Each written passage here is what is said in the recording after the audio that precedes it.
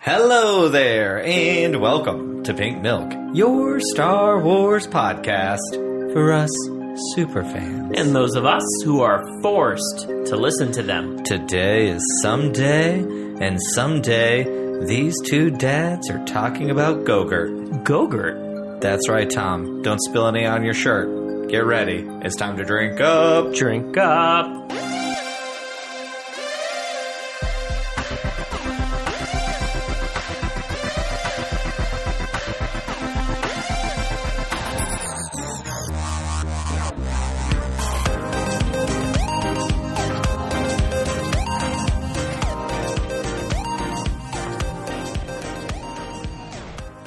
Hello there, Pop Pop. Hello there. Thanks for having me. Oh, you're welcome. It's always a pleasure. Well, I think so too. Hello there, everyone. Welcome to Pink Milk. I am your host, Bryan. With me, as always, is my better half and your better host, Tom. Hello, hello, hello. Oh, I love my triple hellos. Well, I'm hoping we have some new listeners after our big, exciting, fantastic Friday. What did we do? It was the day after Thanksgiving? It was the day after Thanksgiving. Big Star Wars day here in the Berry house. Yes, it was, for sure. I was up at 2:30 in the morning because I was too darn excited for the day. I was excited, but did not get up that early. It was the one Friday morning you let me sleep. I was appreciative of that. I Thank did. you. And it was also one of the later days you ever woke up. I think it was like 5:30, and I'm sitting there for 3 hours waiting to watch The Mandalorian. Thank you for waiting. You're welcome. It was not easy, but I did fill that time up with some Lost. I've begun probably like my 5th rewatch of the whole series. I think so. Great show. Mm-hmm. Great show. Love that show. So, first I want to say thank you. You're welcome. To Molly and Alex of Star Wars Explained. The whole Pink Milk fam was on their YouTube channel Friday evening to discuss our reactions to this very episode of The Mandalorian. And that episode is Chapter 13. And I'm exhausted from talking so much. The Jedi.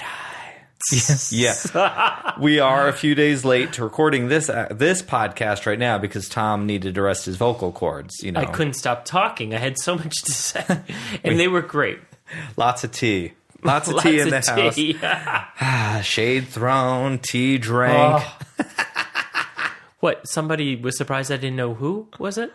Who Thrawn was. It was pretty... Yeah, I was like, did you ever listen to our show? I don't know who any of these people are. I don't think they had listened to the show. Well, let's hope our listeners understand. I thought it was funny. They're like, yes, there was a comment I saw in the thing of, wait, Tom doesn't know who Thrawn is, and he has a Star Wars show? You know what? Yes. Yes, I don't know who he is, and yes, I do have a Star Wars podcast show. So thank you for pointing that out. Yes. It was so funny because I'm sure Thrawn was the word heard around the world that morning with all of us super nerds going, oh my God. And all of our heads exploded. And Tom's like, what did she just say? You always do a really good job of prepping me. Okay. And letting me know. But the truth of the matter is, no, I didn't know who that was. And you all started you must have spoke about it for quite a bit. And I'm like, I don't know. Well, I'll just smile. I did try to prep you for Thrawn, but I didn't get to prep you that day because I had no idea he was coming. Right. Yeah, that was out of nowhere. It was very exciting. So, okay, real quick. This show is going to be all over the place because not that we take a lot of show notes, but we really got nothing. So we're just going to be talking from the heart because... Well, we got our thank you out, which our listeners already know that we've already had Molly and Alex on the show from Star Wars Explained, so it was really great to be on their podcast. So we're very grateful for that. So thank you. Yeah, no, just honestly, an extra shout out. Thank you. Honestly, it was. We really appreciate it. Absolutely. We are a humble podcast. We look up to you. You are very successful. You have earned all of that success by being wonderful human beings, and we are just very grateful that you gave us the opportunity to share our voice. And for me personally, could be more thrilled that it was that episode. And we do always like to hear ourselves talk. So thank you for giving that opportunity. I really just come to the podcast to listen to Tom talk because I think he's very handsome. He has a very beautiful voice. Half the time I don't say anything. but you look good. Nah, that's half the battle. See, sorry, listeners, you don't get that handsome mug to look at on a YouTube video. And I did just get a haircut, so. I tried. We tried for Friday night, but they were all closed.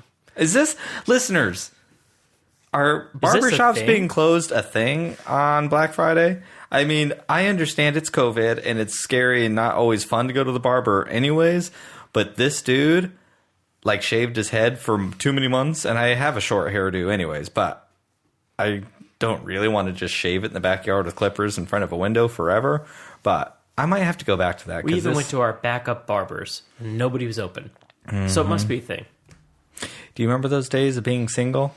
Yeah. You good need times, you're like, good times. It's Thursday, I'm lonely, I need to hang out. Let's go to the barber. I'll go to that barber. Oh, that barber is busy? Well, there's this barber. We always had a third barber sometimes, but, just for those days you really needed a haircut. Mm-hmm. The backup barber. The backup barber. Ah, those were the days. Sure were. Well, what do you say? You want to get into this thing? Let's do it. We have lots to talk about. Me too. Tom, I would like you to start. Tell me about Thrawn. Again, not only for you, but also that one person who commented on it. I don't know who he is. But, no, hang on a second. I learned a little bit more sitting through everybody chatting about it. Yeah. He's up there with Darth Vader and Moff Gideon as far as bad people. Mm-hmm. He's a bad dude. He's blue. He's bad. He's blue. He's blue with red eyes. Seriously? And black hair. Mm-hmm. Oh, this should be good. Yeah. Okay. Tom has been talking about, he's been hearing so much about Rebels from so many people, and I don't even know if you've seen it actually a single episode. No, I never have. I know you've seen me watching it, but I don't know if you'd even recognize anyone in the show. Did you ever pay any attention to it? I don't know. Truthfully, during those years, I did not at all. That was your show, and you always did that on your own. It's a shame because it's a really great show. And I think we could do similar to we did with Rebels and just watch certain episodes. But you were talking about wanting to watch the whole series, which is like 35 hours long. 30 hours probably, maybe. Well, it is the holiday season. But there is a lot of stuff. We'll have lots of time to do that after The Mandalorian ends. Yes. Part of me, yeah. There's some really great stuff with the Darksaber, specifically in Rebels, that ties much closer to Mandalorian. Okay. So, that'll be fun, honestly, because Rebels is a really, really great show. And I have a feeling that show is going to be becoming more important here soon. So, Tom, give me a rundown of the episode. Give our listeners a rubdown. A rub down. You know what? I don't know our listeners that well that I could give them a rub down. But anyway, you're here. And I'll take a rub down. Off mic. No, give us a rundown, Thomas. Give us a rundown. All right. Well, here's my 30-second elevator speech of the episode. Okay. Here we go. Ahsoka's back.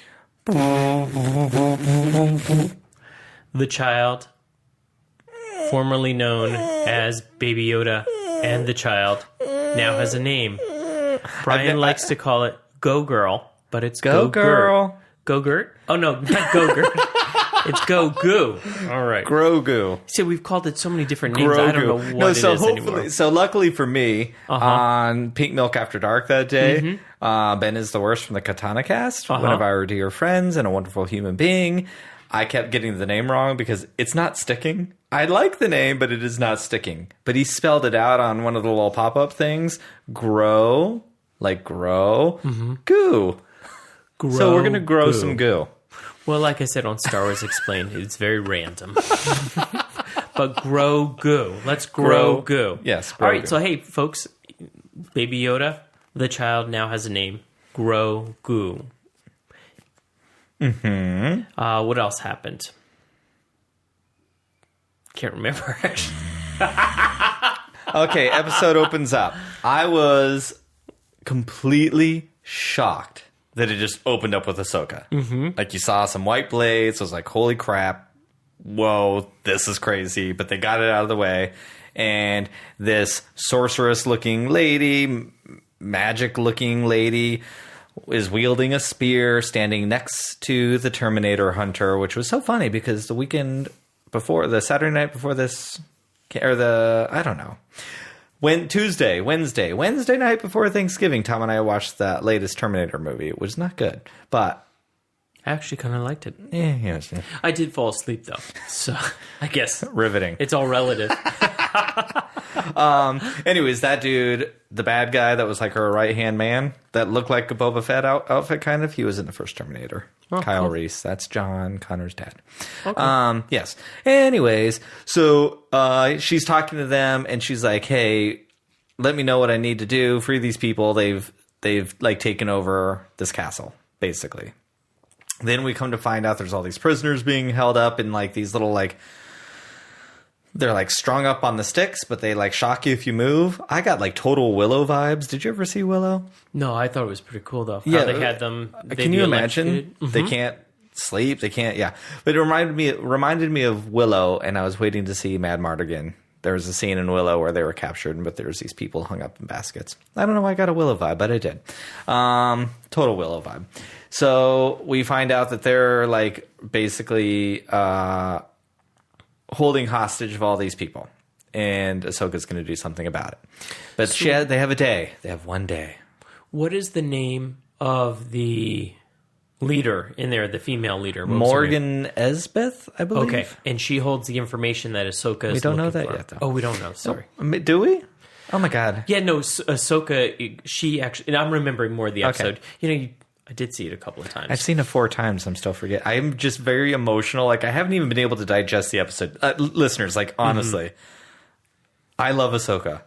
This has been a lot. I've said it before, seeing her in live action does not make it more real than the animated character, but it's a different take, just like she was a different take in Rebels for me, just like she was a different take to go back to season 7 again. And I just love this character, and it takes a while just to get past the emotional, like, comfort that I get from this character, which I will talk more about later. But anyways, so I haven't really processed the episode yet. Okay. And that's probably really horrible for a Star Wars podcaster. So hopefully you're here for... Hey, I'm here. You can be here too. Okay.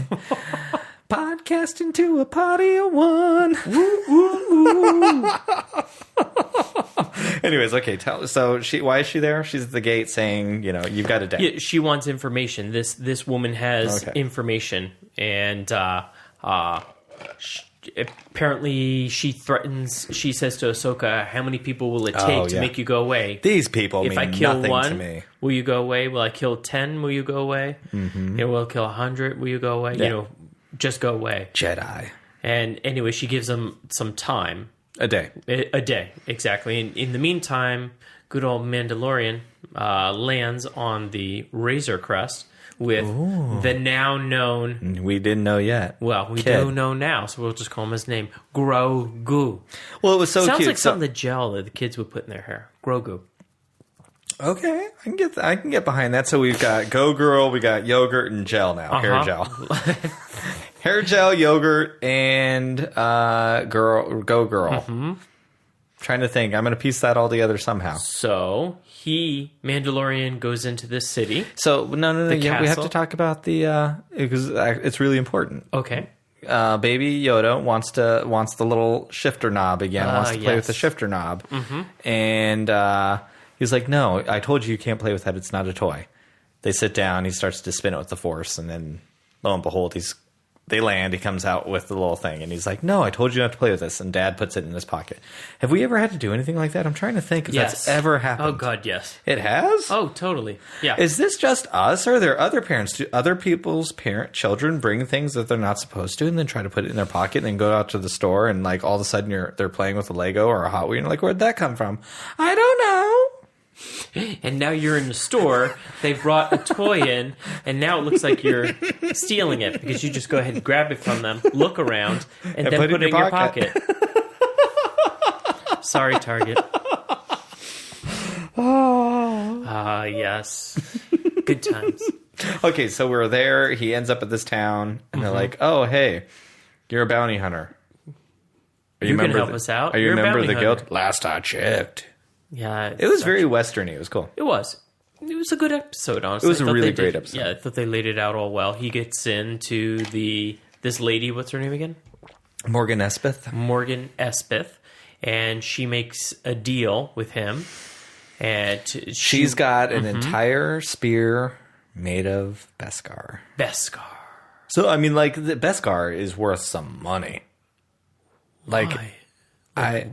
I get, like, you think of old Westerns, and they're always doing stuff for gold chips and stuff like that. So we're just substituting gold for Beskar. Only this gold can also be armor. Because it's very much like a Western, except for everything with her. So this was what was really cool, which we've talked about before a few other times. But he arrives to this town, and all the people are afraid of talking. They can't really do anything. We saw 88. That was very exciting. One of my favorite droids, if not my very favorite droids, and in my top 5 of all-time favorite Kenner action figures. But the people won't really talk to him. They're like, hey, you can't. Then the costuming in this episode was amazing. It was my favorite costuming we've had yet. It looks so good. Like those alien soldier things with the weird boxes. And it was... all of it looked really good. I hear... Her number one man, which is the guy I think you were saying was... Terminator, Kyle Reese. Yeah, he actually had a really cool... yeah, his costume was awesome. Honestly, it was really... it was really cool. Morgan Espeth, I was getting very big Ewok Battle for Endor vibes. There was a witch in that. I was getting those vibes, which threw me off for a second. But then I was like, oh no, this is cool. That woman is a Force user. I know it. We haven't seen it yet, but I know it. Morgan Espeth is. Yeah, she's going to be a Force user. She's going to be... Do you think we'll she's like a see witch. her again? I do. Okay. I do. I think she'll probably be... I hope she's a big deal. Because she was cool. I really liked her. At first, it wasn't my favorite. So here's the thing. And I've heard this from a fair amount of people. Even Emma and Mark, I think, both had some issues with some of the direction of this particular episode. But I have to say, I love it. I think I just really, really love everything Dave Filoni does. Is he the director of this one? The writer and the director. Oh, all right. So, I mean, there are certain things. So this is what I like. Morgan Espeth felt weird to me right at first because she felt like an animated character. Like if she was animated, I'd be all there for it. And this is only the 3rd time he's directed live action, but it just feels like Star Wars. And maybe it's because of my love of Clone Wars and I love that style of storytelling and Rebels. Like, so it fits. Like, do you notice that kind of stuff? Like notice it, or is it something that you feel like you notice something but don't know what it is? I do not notice it, to be honest with you. I'm a little more aware of it these days, that there's different styles. But as a casual fan, I'm not coming at it looking at all that stuff. To me, I don't need to know who everybody is. I'm enjoying the moment. Yep. I don't want to be in the same spot I was in when I first started watching the show. I get to go on the journey of the show, and then it's done. Yeah. That's me. That's the casual fan. Yeah. So I don't. But now, looking back, when you mentioned some stuff, sure. Looking back on some of the other episodes, Deborah Chow and... Famiola. The girl. What's the girl's name? Ron Howard's girl. Daughter. Yeah. Oh my god. She's really good. She did a really Bryce good Dallas one. Howard. Yes, exactly. She did a really good one recently. Yeah. She did the Bo-Katan episode. Yeah, that was really, great. really good. Yeah. It was like superb. So I guess I only notice it when you point it out. Okay. Yeah. Okay. So, like I said, I think I just really like Dave Filoni's style of storytelling. And I can understand how some people don't love it as much as I do. Well, what and would you say it is? What is his style of storytelling? I feel that Dave Filoni feels like prequel George Lucas. Okay. That's, I think, what I would say. I feel like he is the student of George Lucas, and there's a childlike wonderment and a broader stroke of a brush that he paints with. And I think there's something just inherently innocent to what he does. And I think that's what I really, really like. That is Star Wars to me. I'm here for the other stuff too, especially as I've gotten older. I really appreciate it in this show specifically. But that's where I'm always going to go back to, because that's what Star Wars is for me. Which we'll talk about the prequels when we talk more about Ahsoka. But like I said, I think this episode looks great. So we're in the town and we're walking through and there's all the people and it feels westerny. Everybody's got guns and all this. And then Kyle Reese is like, hey, our magistrate wants to talk to you. So we're brought to her where she is. And all of a sudden the doors open and we just saw this dead, desolate, burnt up town.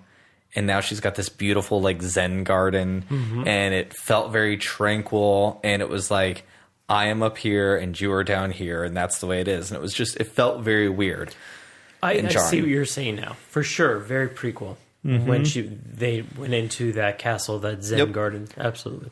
Like, it's so funny. I'll probably get roasted for some of these things. Sometimes when I rewatch a Star Wars, even as an OT kid, and I love the OT, I sometimes go for the prequels first.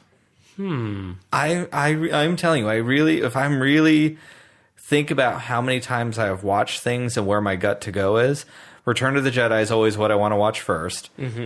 But very close behind is Attack of the Clones.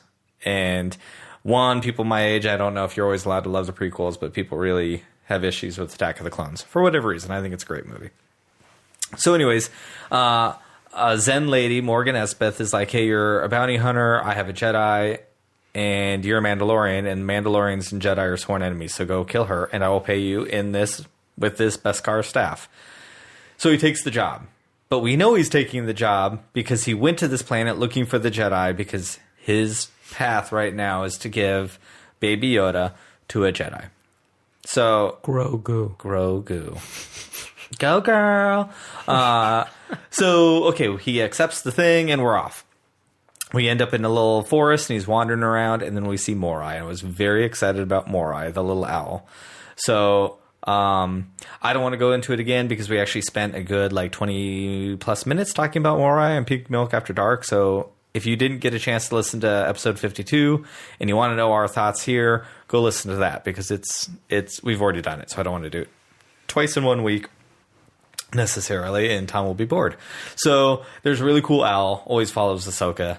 It's a symbol of some sort. We don't really know what it is. But again, episode 52, Mark, M, and I really speculate on what it could mean. So, and then there she is. Ahsoka comes in for the attack. And it was a really cool fight. They were going at it, and she's wielding those white lightsaber blades, and she lands on his gauntlets, and it was just awesome. And the flame throws, and she does this rad jump, and then her cape comes off, her little cowl, her hood, and that outfit is rad. It is such a beautiful outfit. But they're fighting, and he's like, and she's ticked off now, and he's like, hey, Bo-Katan sent me. And she stopped. And she's like, well, I hope you're here to talk about that guy. That was that was so Ahsoka.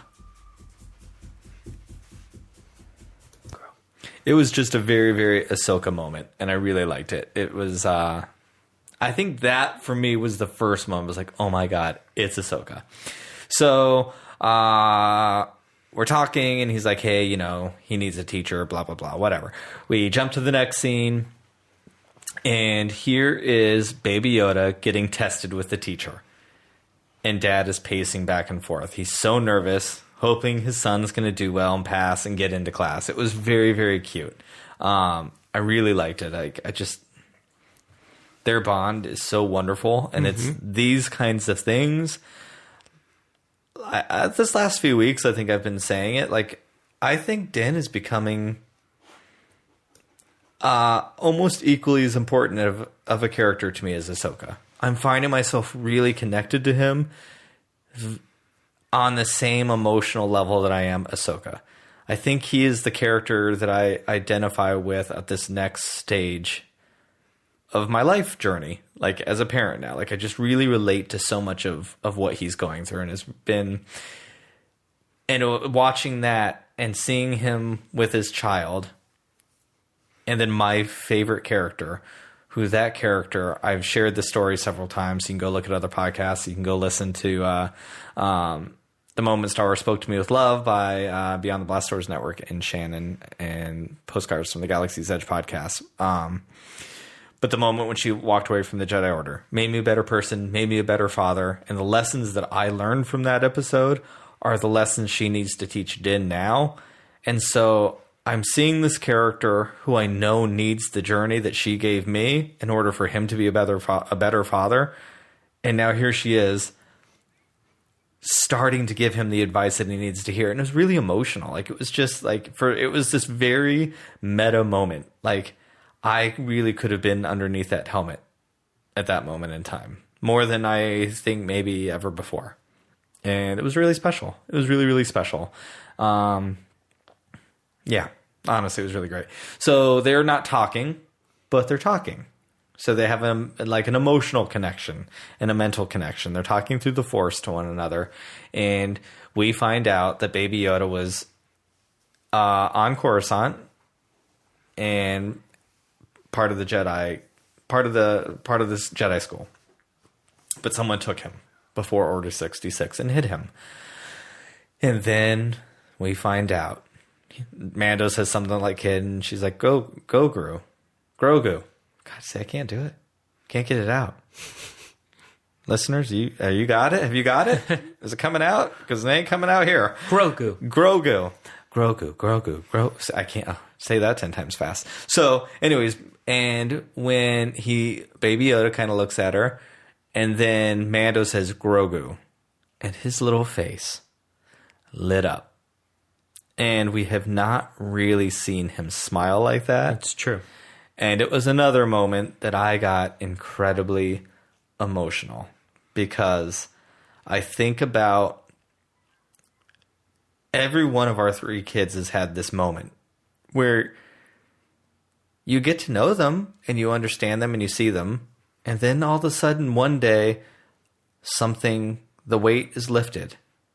And you really see it in pictures, like when they first come to the house. You're like, that doesn't even look like the same kid that I see anymore. And you see them smile.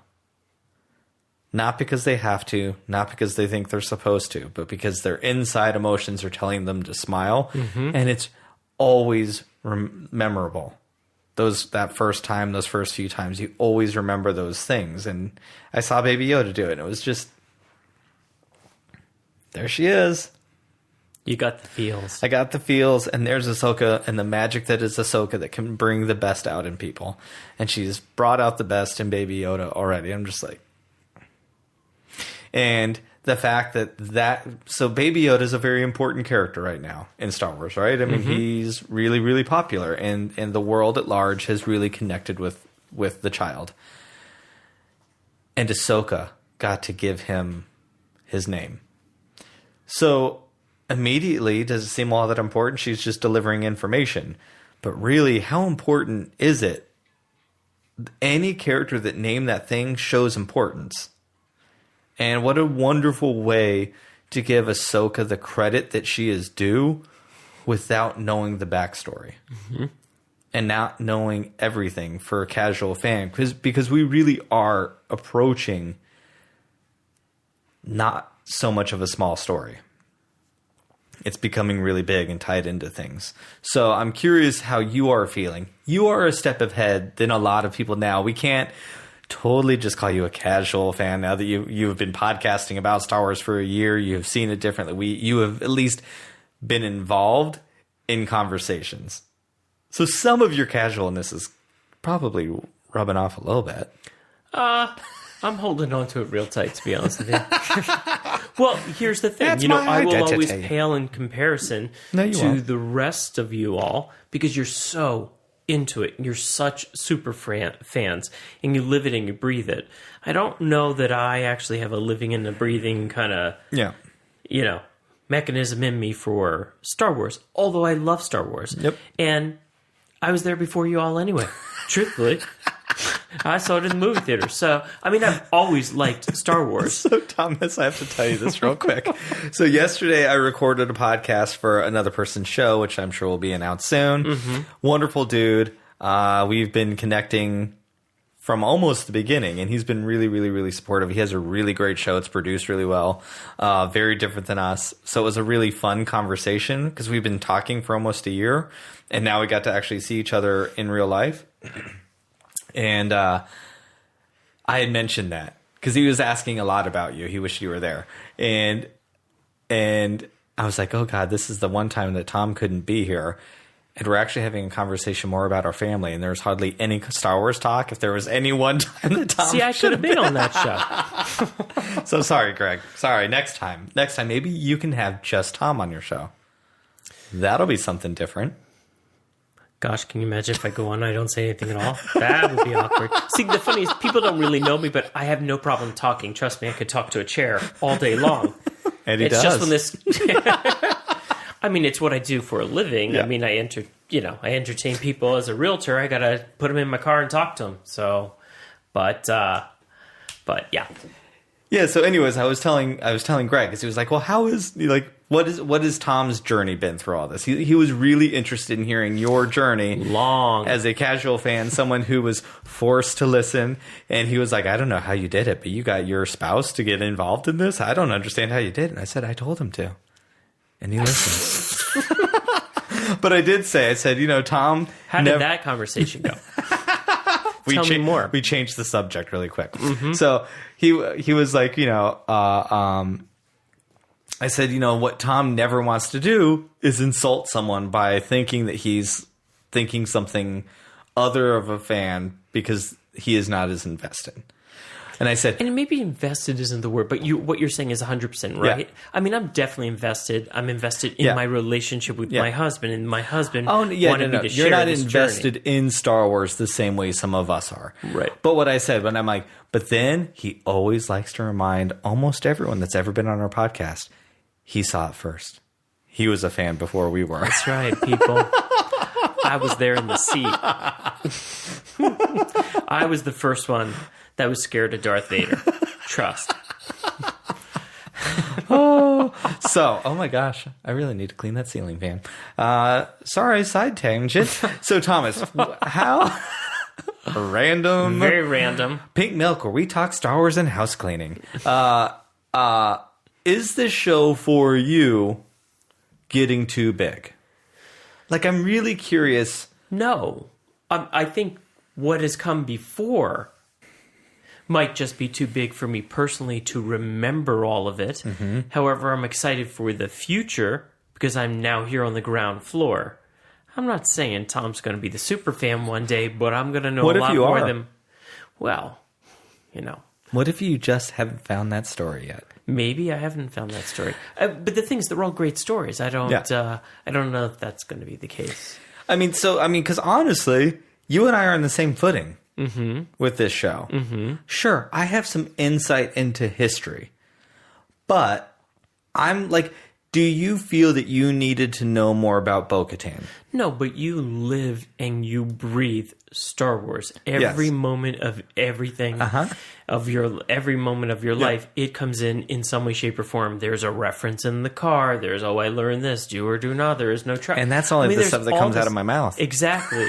And he's always watching it on YouTube. He's always picking up a book or something. There's always, I'm looking around at this room. There's that's stuff what everywhere. That's what I'm curious about, because seeing characters like Bo-Katan, seeing a Darksaber, having Ahsoka come in, I am so invested, and for so long, I think I have an inability to know what's casual versus what's not, because I think sometimes my casual is like, that's Darth Vader.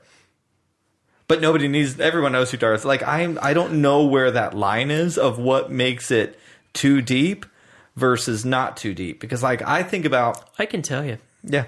The line is that you don't just, the super fan, don't just watch an episode and just go on the ride. Okay. You're thinking about the director. Come on, already. The director. You're thinking about every single thing means something to you or goes back to some backstory, where I just show up and I enjoy the experience of the show, whether it's a movie or a show. I love my Ian snaps. That was an Ian snap. Thank you for the round tables, because the snaps have never gone away. And we get lots of mileage out of it. Yes, we love it. Sure do. Thank you, my friend. That's what I'm curious about, though. Like, do you feel that the story's getting too deep, that you're losing track, or hold on for a second, because like I think back to storytelling is changing, and that's cool. Like, but in 1977. There was this Darth Vader. Was he a robot? Was he a person? What the hell is a lightsaber? I've never seen anything like this before. He's a Sith? Did he just say he was a Sith? What is a Sith? What are these soldiers that running around looking like skeletons/robots? Are those people under there? And why is one riding a lizard? Droids? Robots can talk? Wait, does that robot have feelings? Does it not have feelings? And so there was a lot of story that you didn't know anything about. Correct. And we just bought into it. Mm-hmm. So has Star Wars just become too big that you can't go into a show like that anymore? Or are times different? Does that make sense? Like, I don't think so yet, but remember last week I said it was like 50 First Dates. Every episode was something new and random. It began and ended. It had no connection. Mm-hmm. And the only people that knew of the connection were maybe the super fans, but the casual fan was starting to get a little lost. Although I did back that up and say, hey, I know from watching last year it all comes together. Okay. So yeah. All right, so it all comes together. It will. I hope so. We have 3 episodes to go. We have 3 episodes left, and there's a lot of story left to be told. So are we going to get are we getting a spin-off, or is anything going to happen next? You know what? What? That is the perfect question to leave on a break, and we can come back and maybe talk about that. Okay. Like maybe we'll talk about that. So we will be right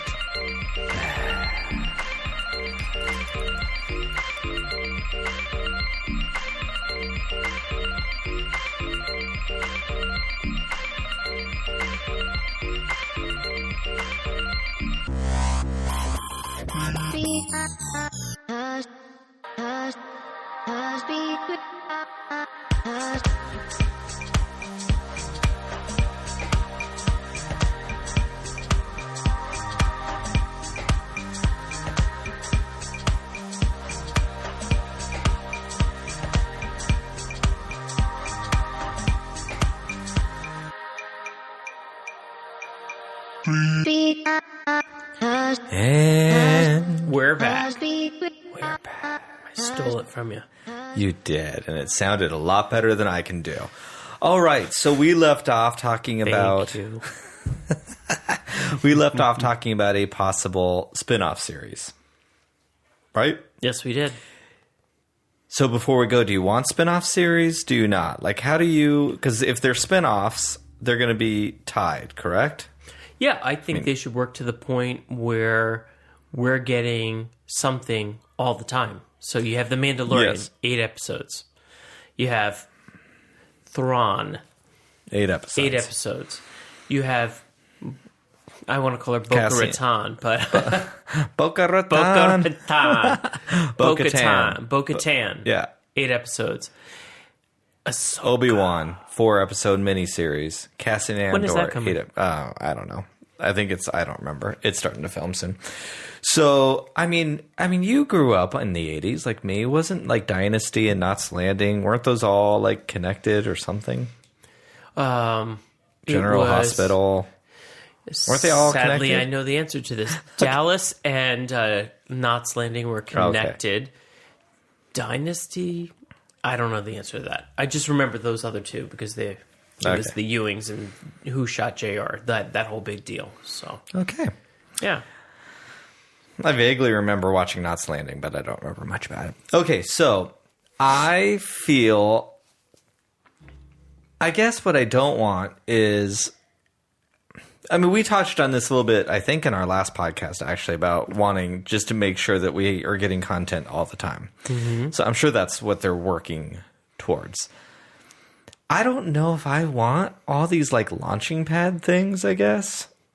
It seems like it'll get messy, but if they're only going to be 8 episodes per season, and you get, like, 9 months of TV like you normally do, maybe it actually will all work, because they're all going to bleed into each other and have... Maybe that will be cool. So this is a streaming service, though, so things are totally different. They are, and it's not binging, which I think I like this better than binging. I'd rather binge. Yeah. Okay. Isn't that amazing that I went to the point I'd rather just lay it all out there for me. I'll watch it when I can, and I'll watch it at my own speed, on my own timetable. I like it. I mean, I guess I'm also the Star Wars dude who was used to waiting for like 10, 15 years, between trilogies and all that. So I'm used to a wait. So I guess to me, like, that's part of Star Wars is the wait. I enjoy the week to week, and I get, let's just average it out, 30 minutes, 30, 40 minutes of an episode, and I get to mind munch on it for a week, and I get to watch it 2 or 3 times. But at our age, we don't have the time to wait. I'm still very young, Tom. Oh. Sometimes I've been referred to an old queer, but whatever. Queen, I thought it was queen. Queen works too. Bitch, I'm a fucking queen.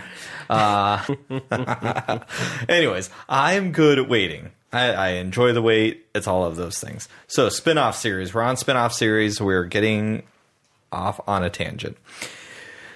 So in this episode, we get to the fight, basically, right? So Mando and Ahsoka team up because a Mandalorian and a Jedi teaming up, that'll get them. So Ahsoka comes in to free everybody, and then poof, Mando's there to really save the day. So Mando's fighting with guns at robots and Terminator Kyle Reese, and Ahsoka hops a wall and is fighting the witch, Morgan Espis. So we find out the information. At that time, we find out what the information is, right? Correct. And Ahsoka wants to know where Thrawn is, and that was the shock of the thing, which is probably actually, now that I'm saying that out loud, that's probably why they gave Ahsoka away so quickly, because that wasn't the shock. The shock was Thrawn. So you had asked who Thrawn was. Thrawn is basically like number 2 next to Darth Vader. Let's just put it that way. I never heard of him. Yeah, well, he came out originally... in the movies. Yeah, he wasn't in the movies. Originally, the character came... So, I think it was like 95, 94? Maybe 92? Probably 92. I don't exactly remember. It was the Dark Times, and the Thrawn trilogy came out. It was like the first Star Wars we had since Return of the Jedi. It had been like 8 years or something like that, right?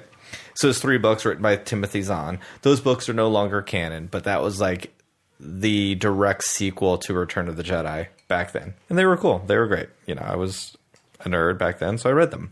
And I read them again, and they're fine. But then when Disney bought Star Wars, all that went out the window, which caused some people to be upset. And I get it, because there was probably, I don't know, 100, 200 books about Star Wars, all of which became legends. They called it Legends. And that was people's Star Wars for a very, very long time. So when Rebels debuted, which I don't remember off the top of my head, whatever it was, 2010, 2016, 15, 16, Thrawn ended up coming back. People were very excited. So he went from Legends back into in-universe, but it was a little like he was now working kind of with / against Darth Vader. Oh my God, it's been a hot minute since I've had a rewatch of Rebels. I'm not the biggest Thrawn guy. I'm not an Imperial person. So he's definitely in Thrawn. Rebels though. Yes, okay. He became the big bad of Rebels. Darth Vader made a fair amount of cameos, but he became the big bad. So he's like this dude who, he's really cool. He's very cultured and studies art. That's how he gets to know their enemies. He looks at their artwork and where they live and studies them that way, because art and music and culture are the ends to your opponent. And that's how he figures them out, how to take them down. He's very blue. Yeah, he's blue. He's like Queen's Gambit. He is a chess player. Okay. And he will play the long game, and he'll set things up. He's like Thrawn, like the Emperor in that way, but he's a military person. And those are characters I haven't attached to the same way as the mystic side of Star Wars. That's probably more my realm. So I'm not super hooked on it. But what I think is interesting is, so that's who Thrawn is. The reason Ahsoka wants Thrawn is because at the end of Rebels, so I know you haven't seen it, so get ready for a spoiler, because it was a big deal. And but I think this is where the show could be pointing to. So right before we team up and go into the castle, Ahsoka, after we learn Grogu, she's going to train him, right? So she teaches him how to lift some rocks, and then she's like, I'm not going to train this kid. And he's really attached to you, and he has some dark side tendencies going on. And I loved this line because she was talking about Anakin, but they didn't say Anakin. She's like, I've seen this happen to the best of them. Mm-hmm. So I think even a casual person, I don't know if they're immediately going to go to Anakin and Darth Vader, but, you can't say casual fans have seen the prequels now. They know who Anakin Skywalker is. This casual person did. Okay, I've been schooled. You've been schooled. But I even think it might not be an immediate thing, but that's who she's talking about. Mm-hmm. It makes it a mystery to a casual fan of who she could be talking. Is she really talking about Darth Vader? All of us know that's exactly. So I thought that was really, really cool. And then my favorite thing was which is exactly what I was saying. Ahsoka is here to show Din another way. And she's like, I will not train him. You have everything you need. It's like, I don't have everything. She's like, everything you have is in that ship. Not really saying these things, but she's like, you have all the tools. She's like, what is it? You're connected to him. What will he want? And he's like, oh my gosh, I've got that which is why we needed to put a pin in the little shifter knob. He's like, I have that shifter knob that my son tried to take into Target. And he wants it. So he's like, and he talks him into it, and he gets Baby Yoda to do it. And that was the cutest dad moment. It was like the first time riding a bike. Yeah, you did it, kid. Yeah, it was really, really cute. It was very touching. And Ahsoka got a little smile in, which made me very, very happy. And that was a very Ahsoka thing to do.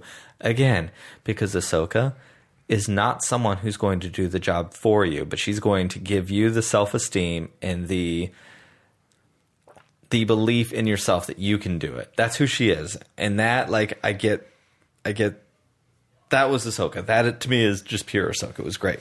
So, but she's like, I'm not going to train him. And he's like, no, I will help you take down that castle if you train him. She's like, okay. So that's how they team up. And it's revealed that she wants Thrawn. And then we cut back to, which was heartbreaking. This was so heartbreaking. We cut back to the ship, and little Baby Yoda's taking a nap. Mm-hmm. And Din walks up to him in his little hammock and is just sitting there looking at him. And it makes me think of some of the more tumultuous times during our adoption process with all three of the kids, actually.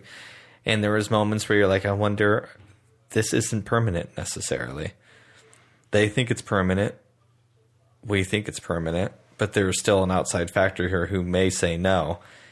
And those nights where you just look at them sleeping, and how am I ever going to be able to say goodbye?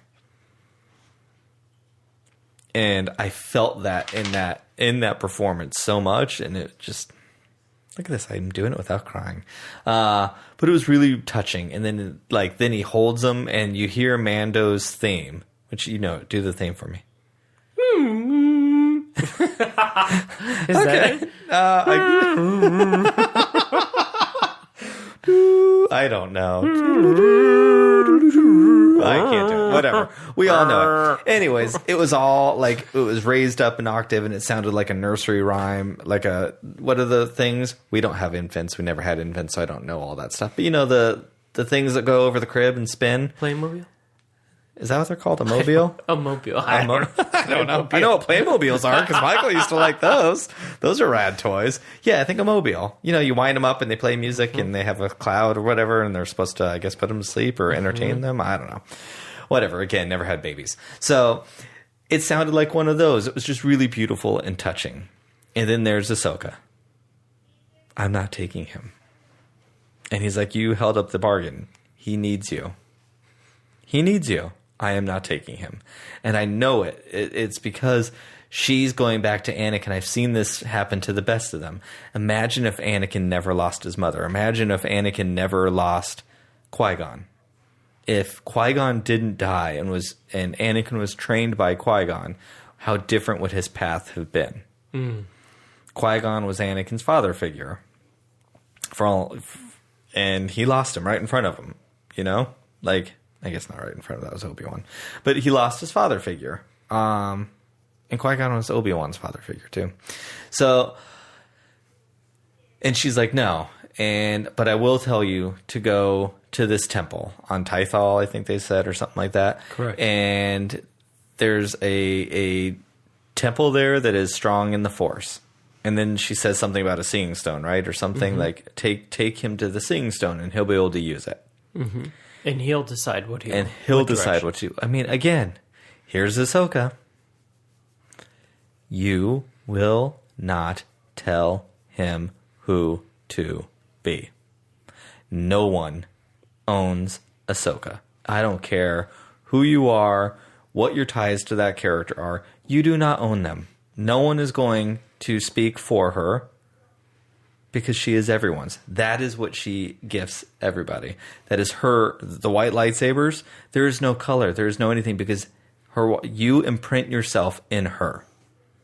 That is how I've always read Ahsoka. Talk about and how anyone who thinks I just, you know what I mean. She's so altruistic. She is so good and pure, and she will just lead you to your path. That is her purpose, and that is what she's teaching Din. She's teaching him to let Baby Yoda do it, and at the same time, you follow your own path. You do what you need to do. It's so damn good. It's so good. And Ahsoka's worried about Baby Yoda with this dark side tendency and attachment. We saw what happened. We saw what happened to the best of them. Mm-hmm. So I think what my belief is they'll go to this temple. This will be the end. This will be the last episode. This will be the climax of how it's all going to go down. I do not think the end of the season is going to go well for Baby Yoda and Din. They will be separated by the end of the season. I very much believe that's where seeing how the connection and Din softening so much over this and seeing Baby Yoda lighten. We just saw Baby Yoda smile like he had never seen before. He was finally fully seen by his dad. Right. His history, he was finally able to communicate all the things he's been trying to say to him, and he's finally been fully seen. They are bonded. There's foreshadowing there of the Clan of Two. When Ahsoka meets Morgan, and she's like, I did it. And she threw the thing off. She threw the thing with the signet on it. A nice little foreshadowing thing of their bond is going to be broken. They will no longer be a Clan of Two by the end of this season.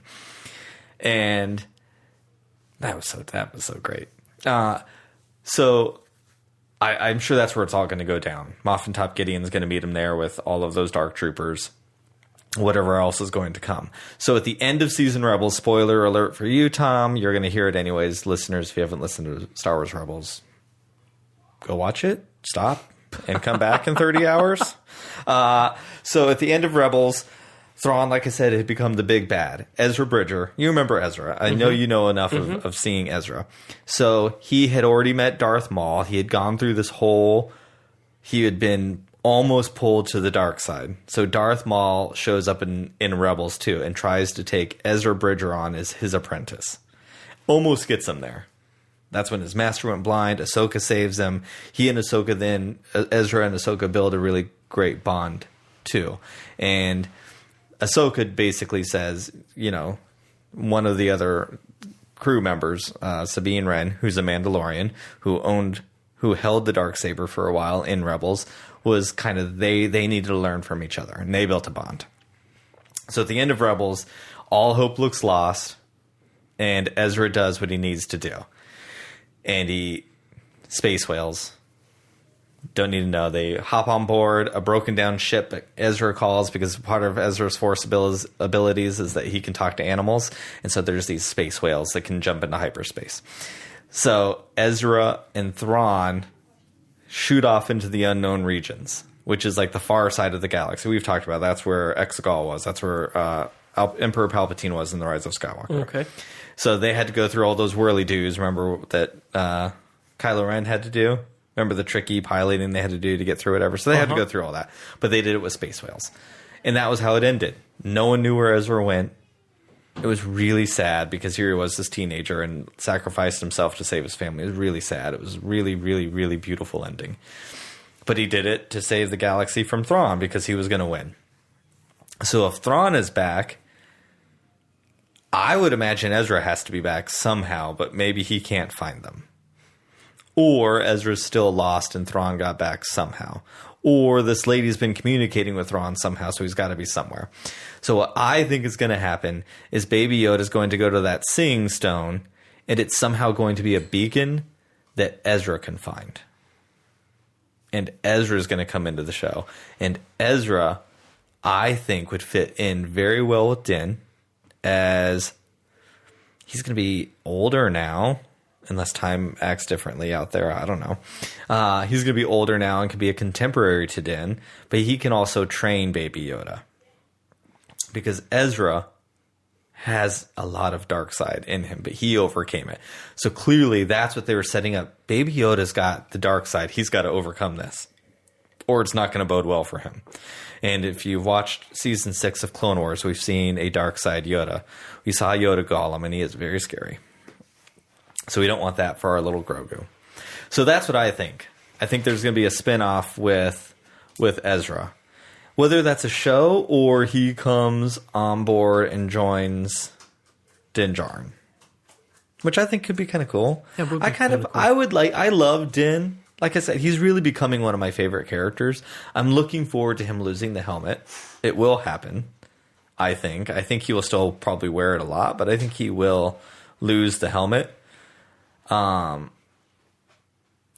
getting enough Mandalorian armor that even without helmets, I think we could spot a Mandalorian these days, mm-hmm. So he'll still have kind of that gravitas. And there's Boba Fett. Boba Fett's still at play. We saw him at the end of the very first episode. He's still out there somewhere. How he's going to get pulled in exactly, I don't know. Space Daddy Cobb Vanth has to come back and help him out. But I'm ready to see. It's the one thing I felt when Greef Karga and her were back. I don't want her back, but I enjoyed seeing a trio. I think I'm ready for him to have some banter with people. Yeah, because he can't have that with Grogu. Yeah, because they can't talk. Yeah. And I don't want Baby Yoda to talk. Someday he's going to have to, but I'm not ready for that yet. But I'm ready for some long-lasting relationships to form. Mm-hmm. I don't know if I could handle, personally, a lot more seasons of these one-offs, which is what Disney wanted, allegedly. That's what the rumor was. Lucasfilm wants a longer episodic story, and Disney Plus wants one-offs.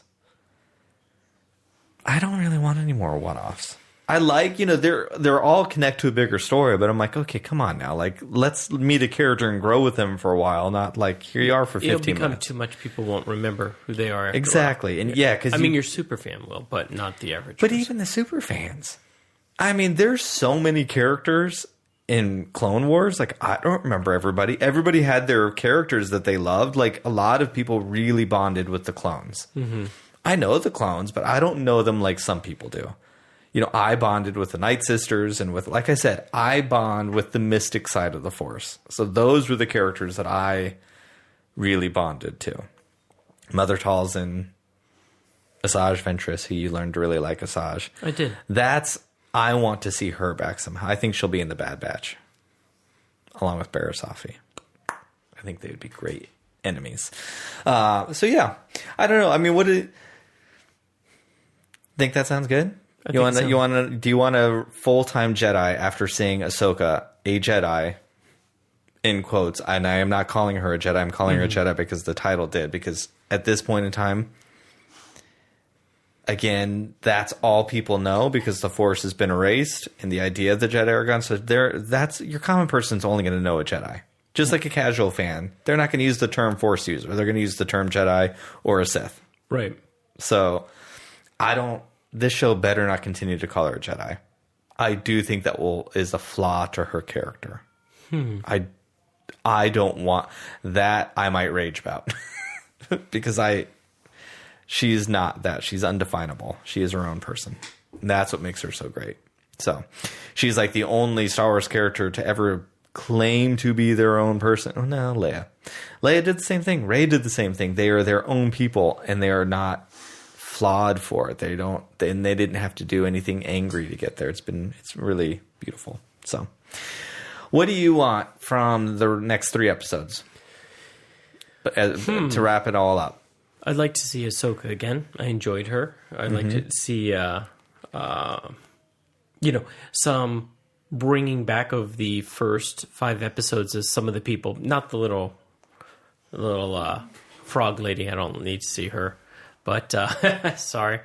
But I'd like to see some of those characters come back. Obviously, it's heading towards some kind of apex where they're all going to have some big fight. But they have a lot to do in 3 episodes. They do. Which makes me feel as if though they're not going to wrap it up. So there's going to be carrots left, but I'm like, we literally have no idea what Boba Fett's about. His visibility in chapter 9 was completely unnecessary so far. We also have a few things that were not wrapped up from last year. Okay, like what? Yeah, we've got creepy jars of saggy balls. Well, we have that, but last year, remember when he had a sidekick? Den had a sidekick for a little while, and then he got killed. He turned out to be bad because he was turning him over to someone. The one that everybody on the round table is all hots for? Had the hots for? That one, yeah. He's dead. Well, he's dead, but remember there was the gal? Pele Mato that we saw the 2 episodes this season? Ellen Ripley? No. She, Our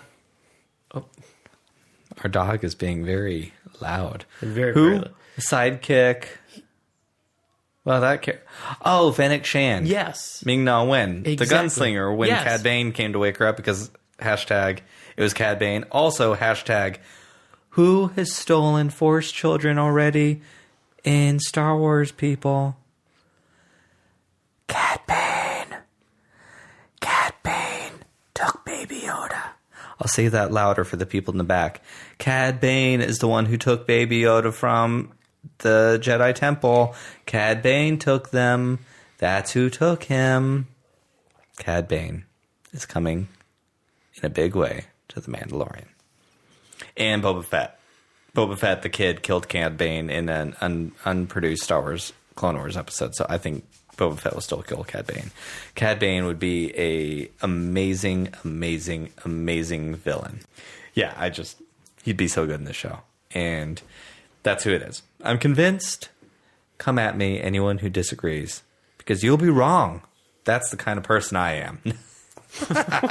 No, honestly, it's Cad Bane. I think that's who it is. I think Ezra Bridger's coming back. So it's like there's so many loose characters running around, an incomplete story, but there's so much left to do. And then I can't help but think, I think it was on Good Morning America, Moffat Top Gideon, whatever the actor's name is, said, oh yeah, I think by seasons 3 and 4 when we're really going to start getting answers. So, which is kind of how Rebels did it. So I'm not surprised. Mm-hmm. These are entertaining enough that it keeps you wanting to come back for more. However, don't turn into Lost. Lost a lot of people on the way. We were both here for it. It's one of my favorite shows of all time. But they never really finish things up. Like, you kind of got to wrap some art. You've got to wrap some things up in a season or 2.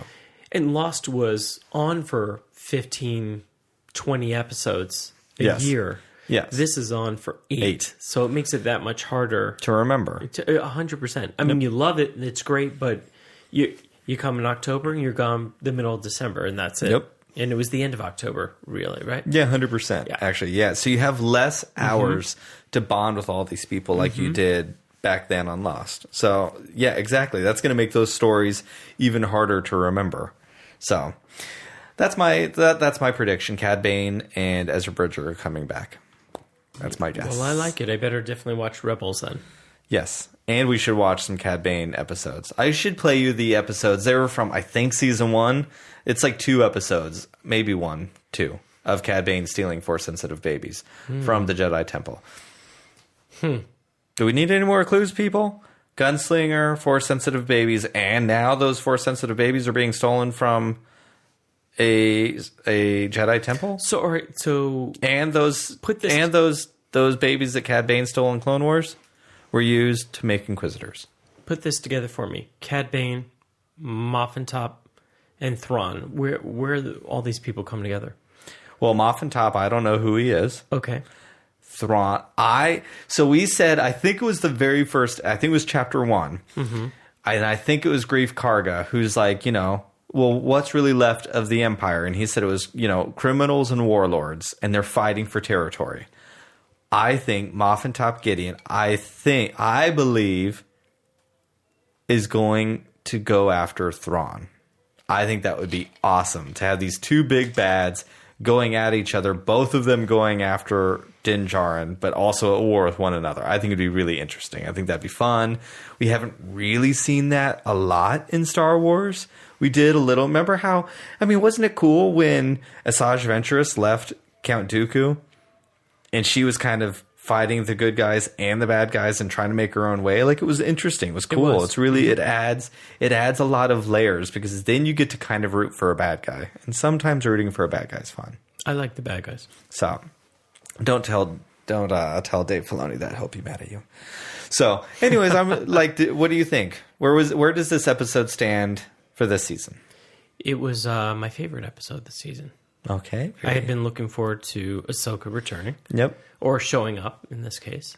But to us, she's returning because we remember her from Clone Wars. Did you feel... Oh, no, you said this. You felt it was her. Mm-hmm. I did feel it was her. I think this is my... I don't know, chapter 2 gave me that scene of father and son. This could be my favorite episode of the entire series so far. I think it had less to give on the surface and a lot to give underneath. I'm still pondering a lot of the questions. It laid the groundwork for so many questions. And I don't know if I've actually said that on this podcast.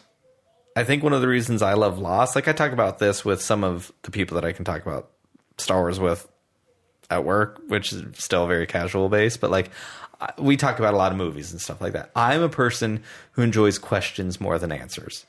So you give me all the questions in the world. I am here for it. You do need to start answering some, but that's what I like. And I feel like this episode asked a lot of questions. So it was pretty cool. All right. Anything else to add, Thomas? I think that's it. Okay. Well, thank you. Thank you. Thank you for listening. Don't forget to give us a 5-star and a written review over on Apple Podcasts. If you are just listening to us from Star Wars Explained, welcome. Thank you. I hope you enjoyed it.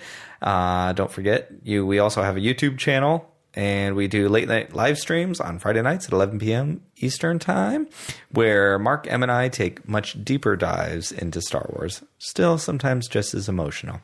But you can follow us on Instagram and Twitter at servingpinkmilk. That's at servingpinkmilk on Twitter and Instagram. You ready, Thomas? I'm ready. It's that time. Drink up. Drink up. Bye, Gina.